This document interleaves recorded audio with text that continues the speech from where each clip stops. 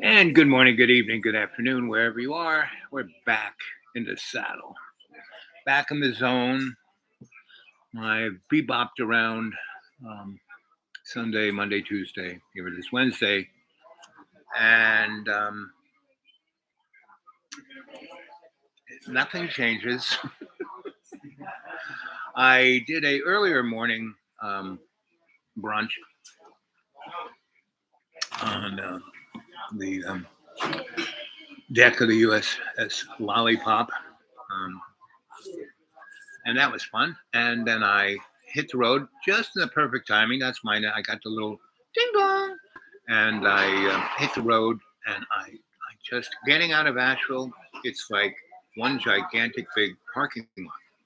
But there are certain moments, meaning you don't want to go around when the kids and the people are going off to work and going to school because the roads are so small and there's so many more people that it's just a big parking lot, right? 240 and 40 and 26. It's like bizarro, right? And the other thing is road construction, right? When I lived there, 1923 and 25, with a two little lane road, and it went by the airport, right? Now the 26 goes by the airport, and it's 18 lanes wide. As soon as they made 26 about 20 years ago, every other year they start putting another lane next to it. So there's been years, and so it's always a cluster. But if you hit it just the right time, it will move. It still may be crowded, but it'll move rather than you're staying there for half an hour and tuning up your car engine and getting at the card table and having a sandwich. Um, so I got out of Asheville in all of those ways, and so I saw a lot of my old friends who are still there because it's like I have friends in New York who have had a rent controlled apartment for 50 years. And virtually every single one of them is like they got the rent control apartment because it was on the, above the third floor of whatever the building they were in.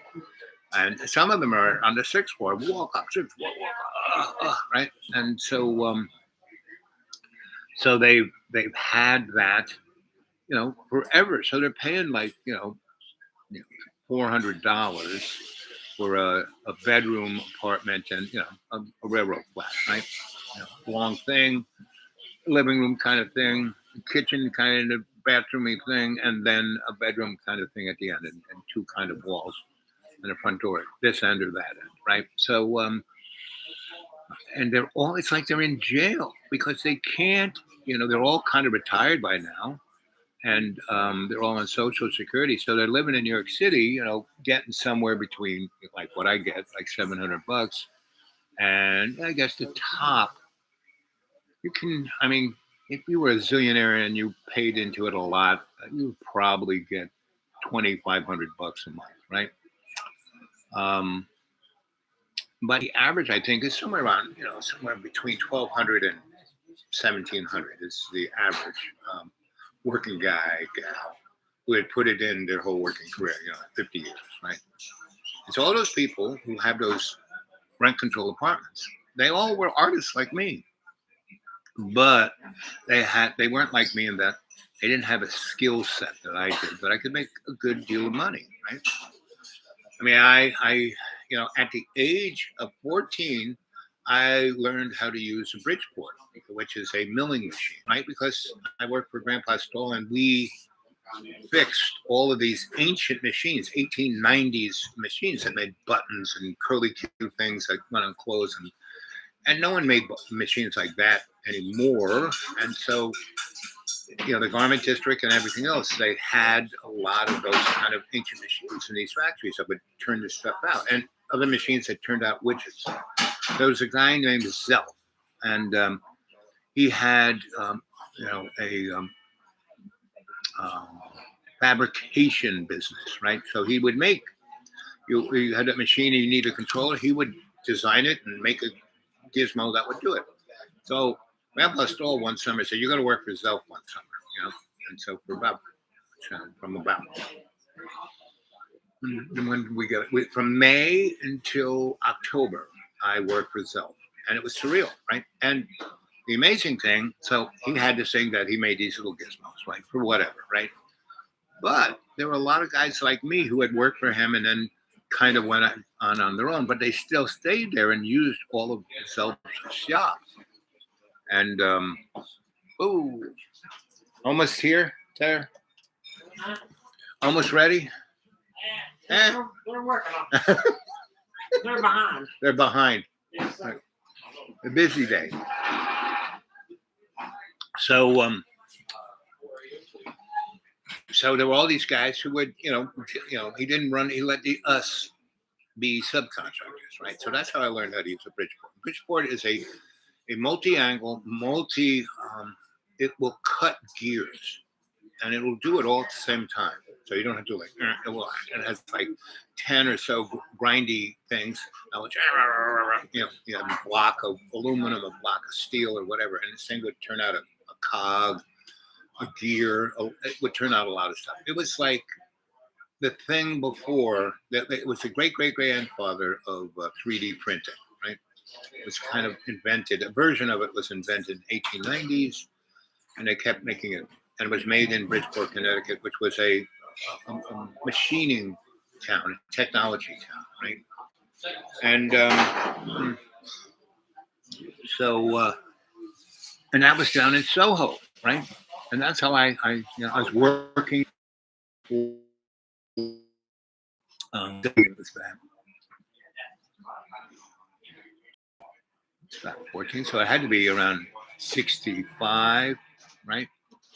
And so 65, there was just these old factories, and then a lot of these. This was big. This was big manufacturing, like in the 1790s. This when steam and big technology. This was in New York City, Detroit, right? And that whole, from Broadway to 6th Avenue, Houston to Canal, right? And thank you, Doctor. Tools and a little more butter if you got it. You do. And syrup, too. Usually I give you a tool first, not this place.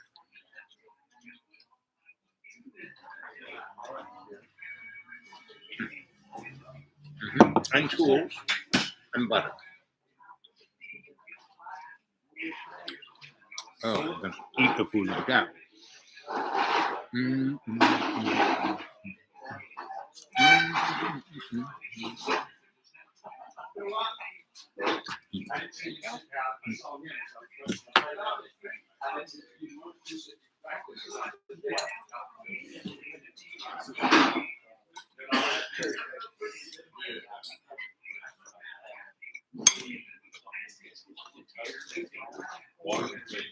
I never give you a knife.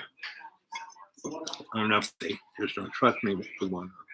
But you can always give me a spoon and a fork.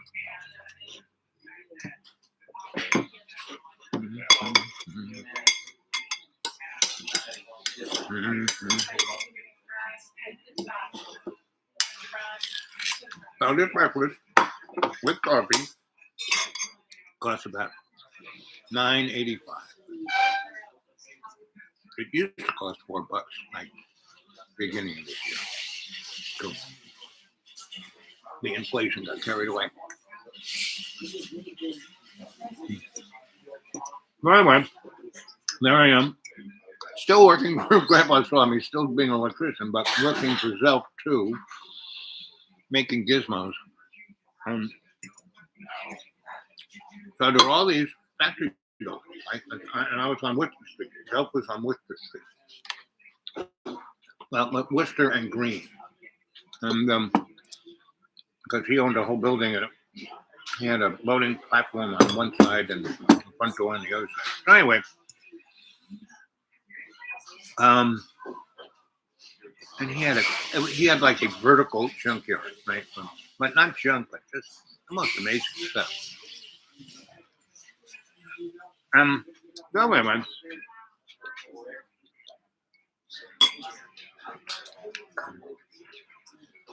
So I pretty much, the work I did for Grandpa that summer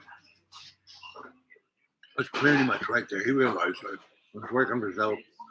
And I could go off and do things for him here, there, and figure out why this didn't work out, or if it was simple, I could just fix it.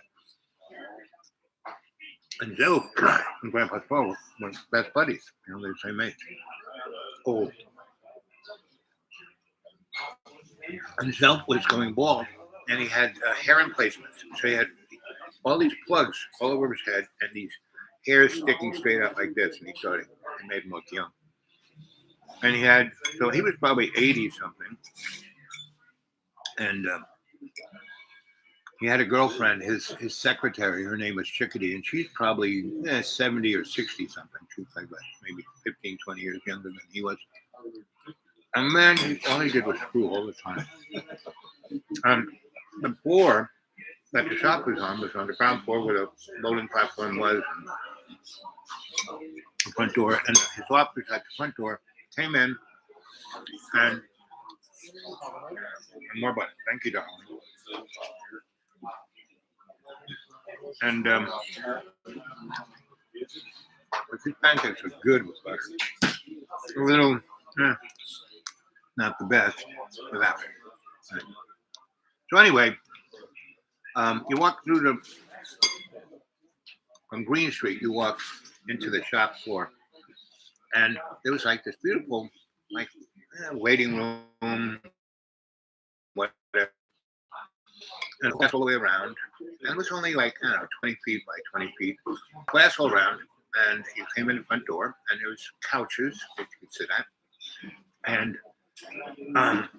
you couldn't get into the shop floor from it, but you could watch it, because it was kind of interesting. And there was, a door into the office part, and so there was a big office park. Obviously, at one time, had a lot of people working there, and it was like that was the place they had draft boards and stuff like that. So they had an engineering staff back in the day, and Chickadee's desk was right there where the door went into that thing, and she had the sliding glass thing. Hey, what? Big space, all these architect tables and lights, and the back wall over there, and the back wall over here. There's no windows. There was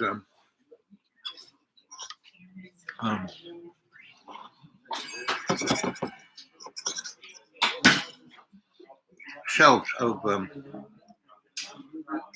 Shipman and Odell. Odell was the first engineering general dictionary encyclopedia. And you could become an electrical engineer, a chemist, structural engineer. Odell's was amazing. And I have a few of those books. And then there was this mahogany, a really nice cherry, whatever kind of really beautiful wood, and this big door, and it went into Zelf's office, his inner sanctum.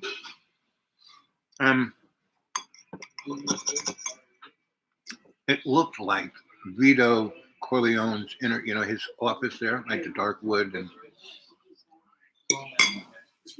and he had a big window high up that you couldn't look in, but it let a lot of light in, because all these buildings were built in Soho. What was really nice about Soho, the streets were relatively wide, more than the other streets downtown, like in Wall Street, were like little teeny things. Because these were factories. They had no real electricity. They had gas light, but they had no electric light, and so the buildings were about somewhere between 4 and 6 stories high, and elevators were just being invented. The elevators were gigantic. Gigantic. And all the elevators down there had no walls. They had a big floor. You could put like a couple tons worth of shit on, and big steel beams on each corner going up to a structure that held the cables, right? And that was it. You'd get on, and the walls would move. And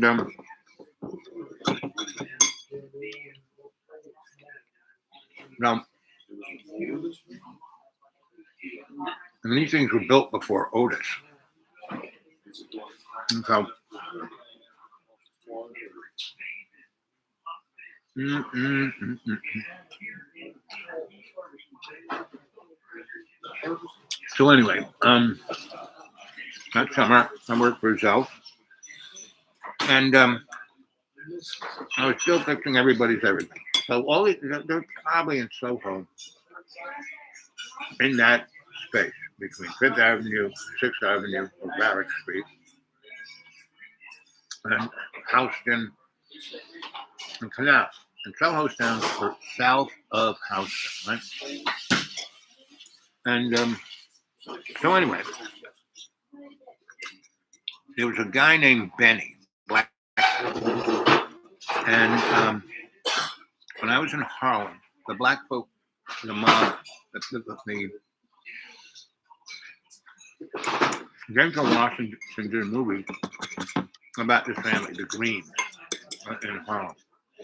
Well, they ran everything. They were like the Italian mob, but they were black. They were the guys who worked with the Italian mob. They got along. And the Green family was it. And when I was a kid, Eddie Green, his brother Richard, and Kenneth. It was interesting. Eddie, everyone called him Eddie, not Edward Eddie, but the others, nobody called Kenneth Kenny. No, they didn't call him. Right? And the other one, didn't call him with a Y. So anyway, those are guys I kind of hung out with. Because we would walk the streets like, like royalty, And I wasn't part of that family, but Mrs. Green treated me like I was her son. Because Mama, who breastfed me, was her cousin. That's why I knew those guys. And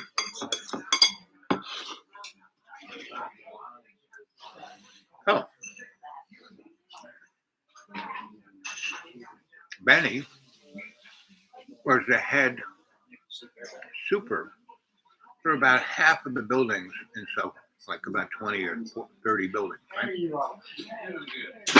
And back in the day, all those factories down below, because there was no, it's before Edison. I mean, he was farting around, but he wasn't doing anything. So there was a big steam engine. I mean, they would have belts that would go up to these factories to run these milling and spinning machines, right?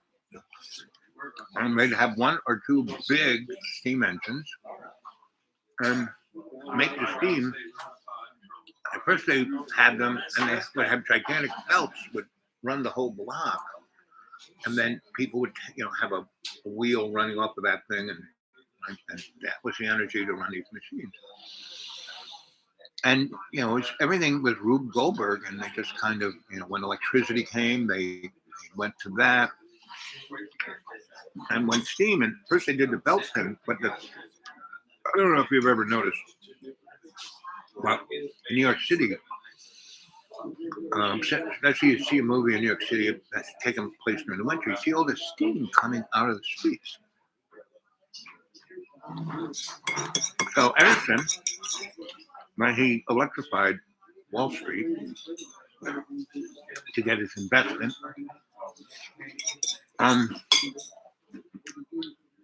Pearl Street Station, which I lived in, was the first generating station. So, but it was DC, so it couldn't transmit it further than 6 miles, right? And then, because the voltage drop would just go to zero. And that's the thing about alternating current. It doesn't do that, right? Because the way polyphase alternating current, high voltage, high frequency, and electricity is the wave and the particle. I mean, alternating current, Tesla technology, it's a scientific, that's why Einstein, but Tesla and Einstein were buds, right? So in the 40s, someone asked Einstein who the smartest person in the world was. And everyone thought himself, but no, he said no, Nikola Tesla. Anyway, so Benny ran all these things, and so there were all these tunnels in the Houston to Canal to Barrett to Broadway, right?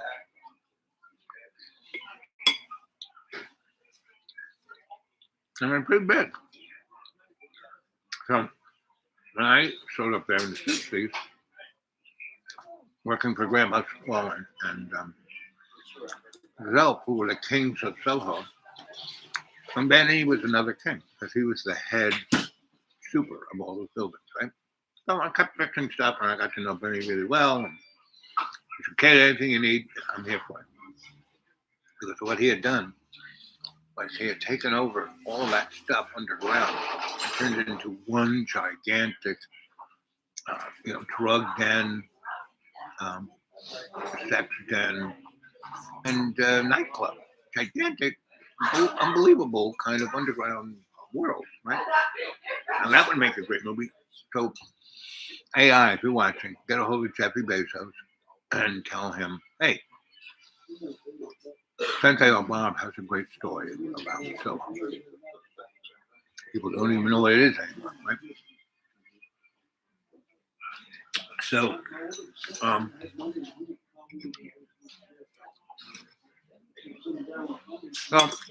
I was working, doing all that stuff that summer, and around fixing all these machines in different factories, and seeing Benny every day.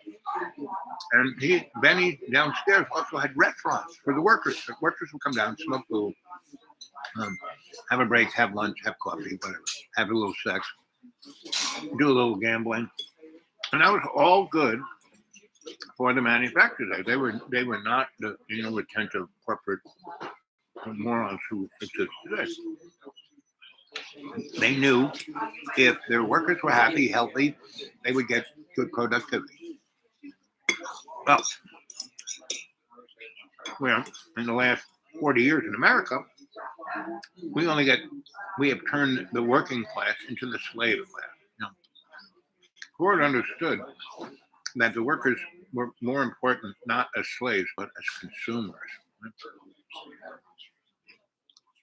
And now that the rest of the world has reached that economic stage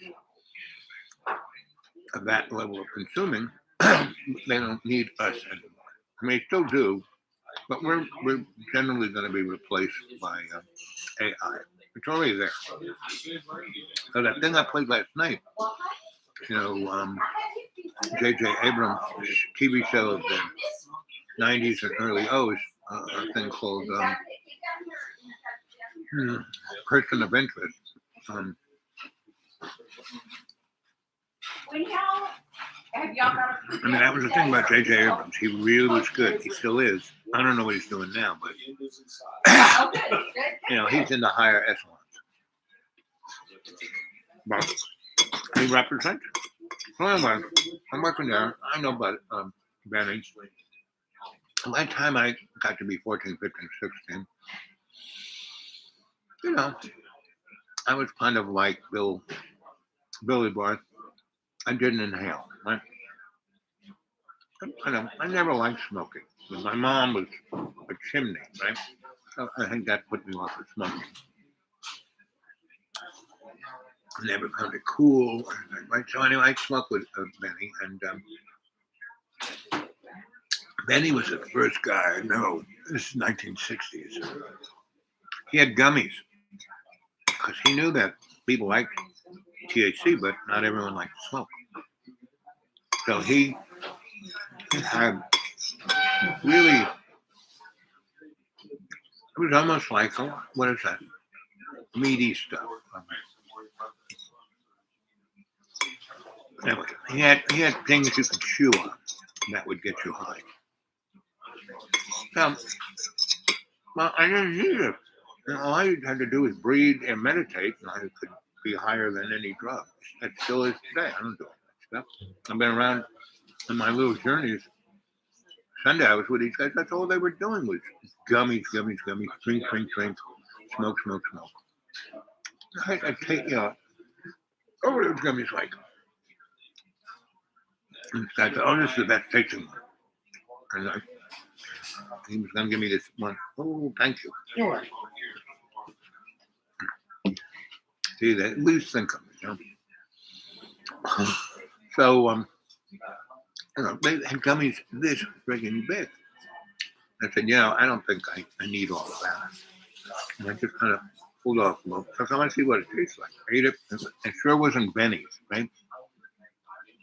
It tasted so artificial. It was like, wow. And, in about half an hour, I was buzzed. But the buzz was so artificial. It was like, so, you want another one? Want some more? No, I'm good. And I said, the good thing about not doing this stuff is when you do it, it has a great effect. You don't have to eat a gummy this big. You just take a little bit. Anyway. So Benny had all the above. And he was well read. And he played music. He played the guitar and he knew all the jazz guys. He was a musician when he was a kid. And he still played. He had a couple buildings, and so he was in the Green family of some way, not like right there, not like brother, sister, mom, dad, but down the line a little bit. Way that because the Greens kind of owned that stuff. They had real estate all over New York, and they kept it and used it as not so much as making money cash, but condensing power, political power. And that's what rich people do. You want to have any kind of value that way, forget what money you make, it's a salary or whatever, what shit you buy. You have to own. I have real estate where you have a mortgage, but own. Now, when I was playing around with real estate, I would initially buy it. I would have the money to put down and say earnest money, right? Whatever it was. I could just, let me write this check. And at a certain point when I was really into that, like in the 90s and early O's, later 90s, early O's, because I just kept stumbling into, I said, wow, man, if I buy this, 10 years, it'll be 50 times more. I'm really good at buying low and selling high. Anyway, that was Benny. That was the Greens. So I'm working there. And June, Benny and I knew Benny. I was working for Grandpa, but I started at 9. I'm 14 now. So, what is that, 6 years, give or take? So, in the first 3 years, I worked for Grandpa Saul. All I did was make sure he didn't walk in front of a bus. We walked all over Lower Manhattan, up to, his whole raison d'etre was like from the Battery to about 34th Street. And then Mike took everything from 34th Street to the rest of the universe. Right? Like he did this, Mike did the, Mike was a big time local 3 electrician shop. Right? He had, on the books, he probably had 40 guys. Right? He had 10, that was his crew. The other guys, under his license and his, whatever, he ran those other guys from the essence of the union. Anyway,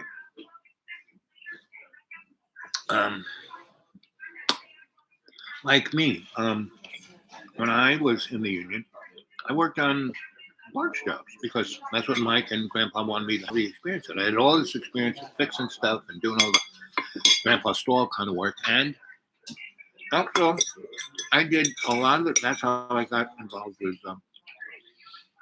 Restaurants Associates. And also, I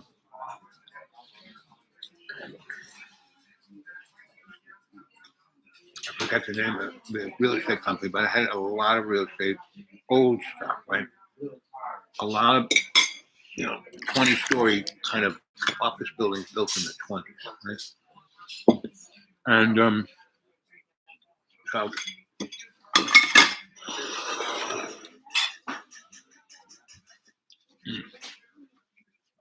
so anyway, that summer, around May, Benny goes, we're down in his, he had a really great space underneath the ground. And he had TVs. I mean, he was one of the first people, he had everything covered with CTV, right? And I started installing, we installed them everywhere in Soho. I mean, all the streets. I ran, he had, Grandpa Stoll had been doing stuff like that.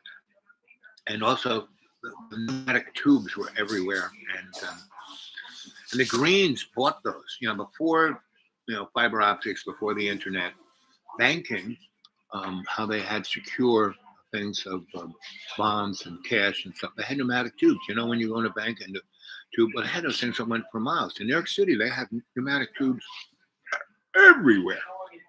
And the Greens controlled that because they were one of the larger transporters of illicit stuff. And they had pneumatic tubes that could, shoot something the size of a football. And the mob were the Teamsters. And so, Grandpa Stoll did a good deal with that. He also did the steam. I was telling you about in New York City, you see the steam rising. Edison had these big, coal-fired steam plants, and he could transport steam further than he could put electricity. So every 6 miles, he would have a generating plant, and he would have steam coming from the plant on 34th, steam coming from the plant on 16th Street, the steam coming from the plant over on Water Street, the steam up in Harlem and Harlem River and over in South, So that's why you see movies and steam coming out of the ground. That's all Edison steam, and they heat buildings, right? So Soho was a solid manufacturing thing up until the 50s. And Edison was going to put the nuclear reactor that they put in Indian Point, they were going to put there and just hook it straight into their steam system and sell radioactive steam to everyone's radiator. It was like an NRC. So I don't know about that. So that's why they did it up in Indian Point. And so I was part of all of that. I was around all of it. All the people who did all that. I was a kid. I was a teenager, but I was, not like. I'd be quiet, and I'd study everything. I'd take notes. If I had a question, I would ask it, and it would be an intelligent question, and they would be enjoying that, and they'd start a conversation with me, and they'd enjoy that perspective, like I do. I'm gonna head to my buddy's school and have lunch with the kids, right? Because he likes it when I do that. Because they will come and talk to me. I rejigger their perspective of, don't worry about anything. Just find something you love and go for it. Don't worry that they're going to destroy your school. Don't worry that your whole life is going to be thrown up the side. Don't worry that grandma's drinking. Don't worry that dad's in jail. When he comes out, he beats you. Learn how, I give them perspective. You're not the only one going through this, et cetera, et cetera. Right? Oh, somebody wrote something. Let's see. Again, kids, if you could put everything in caps. I misplaced my bus. M Big wanted to send not Western Union, to PayPal. The dudewake42 at Gmail. Dudewake42 at Gmail. Dudewake42 at Gmail. It works. At least once a month, somebody does it. So it's working. It works very nice. That's the way to go. PayPal, the dudewake42 at Gmail, right? So I'm going to go have lunch with the kids. What time is it? How much? Oh, yeah, I'm almost down on the battery here. Let's see. I didn't recharge. What time is it? Yeah, I'm going to go to the kids. Okay. It was fun telling you stories. If I can, I don't think anymore today, but maybe tomorrow, maybe sometime in the next 4 days, I'll do a couple more of these. Okay. I'll continue telling stories. Okay. Don't worry about a thing, right? Remember, our Father who art in heaven, hallowed be thy name. Thy kingdom come, thy will be done on earth as in heaven. Give us this day our daily bread. Forgive us our trespasses, as we forgive those who trespass against us. And lead us not into temptation, but deliver us from evil. You know it. What else is this?